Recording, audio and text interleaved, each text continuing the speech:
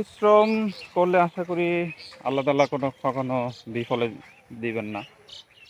আসসালামু আলাইকুম, আশা করি সবাই ভালো আছেন। তো এটা হচ্ছে আমাদের পুকুর।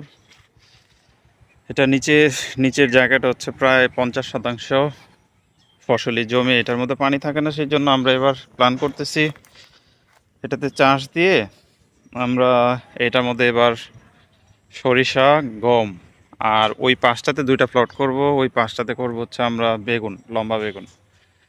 আর এই দিক দিয়ে যদি দেখাই যে প্রত্যেকটা সাদা যে মাটিগুলো দেখতেছেন এগুলো হচ্ছে আমাদের মিষ্টি কুমড়া।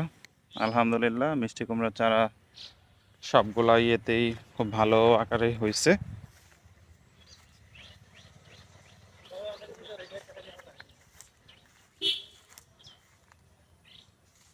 এইভাবে প্রতিটা পুরো চারপাশে আমরা মিষ্টি কুমড়া চারা লাগাই দিছি। তো প্রতিটাতেই চারা আলহামদুলিল্লাহ ভালো হয়েছে। সব মিলায় এখানে পুরো প্রায় 4 পুকুরে মিলে 30টা রাখা হয়েছে মিষ্টি কুমড়ার। এটা আমরা পাড়ে ছেড়ে দেবো। আর এই যে জমিটা, এটা এতদিন পড়েছিল পরিত্যক্ত অবস্থায়, ঘাস প্রচুর। তো আমরা এবার প্ল্যান করছি যে এখানে আমরা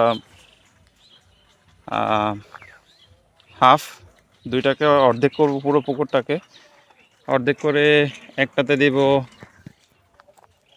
দিব হচ্ছে আপনার লম্বা বেগুন, আর অন্য সাইডটাতে দিব হচ্ছে আমরা গম না হলে সরিষা। পরিশ্রম করলে আশা করি আল্লাহ তাআলা কখনো বিফলে দিবেন না। আশা করতেছি খুব ভালো কিছুই আমরা এখান থেকে রেসপন্স পাবো। চেষ্টা করতে থাকি। সব সময় যে পরিশ্রম করলে সব কিছু হবে এমন কিছু না। চেষ্টা চলমান, আল্লাহ তাআলা ভাগ্যে যা রাখছে সেটাই। আর পুকুর পাড় পুরোটাই এতটুকু পর্যন্ত পরিষ্কার করা হয়েছে, বাকি কর্নারটুকু রয়েছে, এটা কালকে থেকে পরিষ্কার করে ফেলবে। এটা হয়ে গেলে আমরা একটা নিট অ্যান্ড ক্লিন একটা ফসলের জমি।